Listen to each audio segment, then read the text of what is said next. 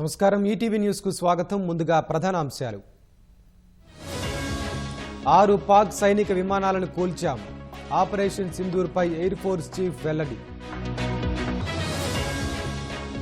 Operation Sindoor లో స్వదేశీ ఆయుధాల సత్తా.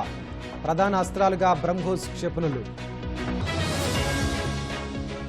1,50,000 కోట్ల రూపాయలు దాటిన దేశ రక్షణ ఉత్పత్తులు. 2024-25లో రికార్డు స్థాయిలో నమోదు. ట్రంప్ టారిఫ్లతో అమెరికాకే నష్టం.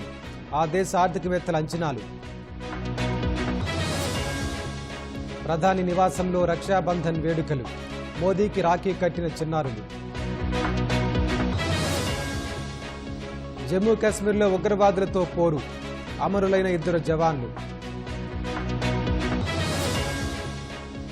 ఢిల్లీలో వర్ష బీభత్సం. గోడ కూలి 8 మంది మృతి.